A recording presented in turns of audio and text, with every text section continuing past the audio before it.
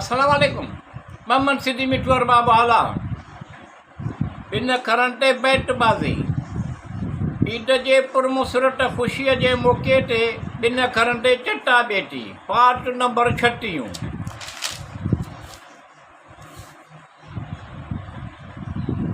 से ॿुधबो ॿुधाइबो ॾिसबो ॾेखारबो कुझु परूड़बो आहे करण सां कंहिंजी कंहिंसां ॿुधोसीं से कुझु सहबो त कुझु सहाइबो कुझु खाइबो त कुझु खाराइबो आहे कंहिंसां ॿुधोसीं से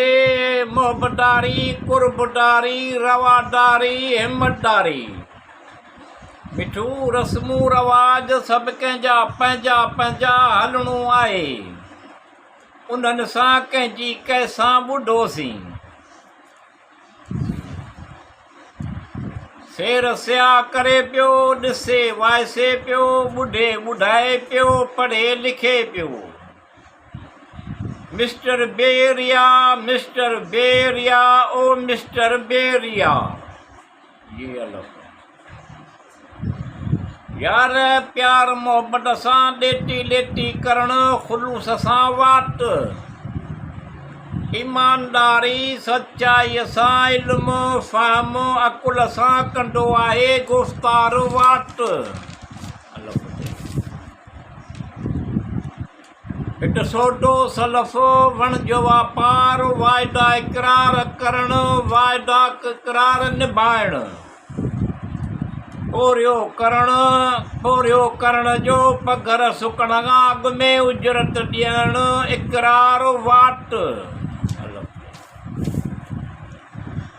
हिते हाल अहवाल ओरणु सोरणु ॿाॾीस सां ॻाल्हाइणु ॿोलाइणु दुख सुख में गॾु रहणु उल्फत सां चाट सां करार वाट हिते आहे जो मिलियो मिड़नी मख़लूक़नि खां मथे शरफ़ मिलियो थियो हासिल इंसान खे दिलि घुरिया मन जा मक़सद तूं ॼाणी थो करीम मिठूअ जा पूरा कर पुॼाए संज कर सुकार वाट इटे कादर रब करीम सभई कम सवला कर वास्ते शफ़ीउल मुज़नबी जे कम थियनि सभु ख़ुशहाल ख़ुश कर तोखे या हलीम या अलीम मालूम आहे सभु ख़ूबी ख़ूबसूरती सां जोड़ूं जोड़ ताज़ा तवाना ज़ईफ़नि जी तोखे पारत पंहिंजे या हफ़ीज़ रख ज़मान में हिन जहान में आसूदासी हुजूं सभु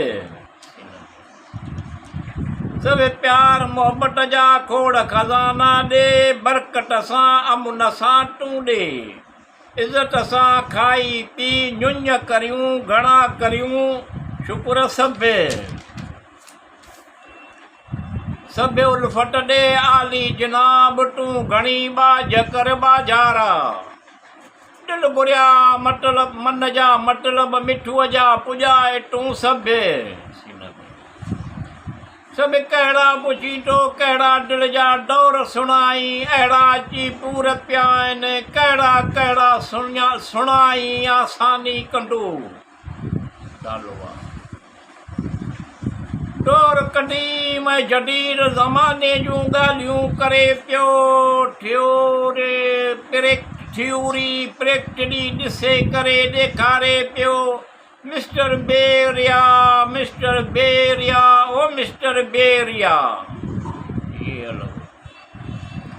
यादि करे कारे कलर खे कारो चवे पियो अछे कलर खे अछो चवे पियो कलर सभई सुञाणे पियो मिठू कलर अहिड़े गहराईअ सां ॼाणे पियो मिस्टर बेरिया ओ मिस्टर बेरिया यादि घणो आहे हुस्न ख़लाक़ सवायो दोस्तो कम पवे त कल पवे इहो थिए त कमायो दोस्तो।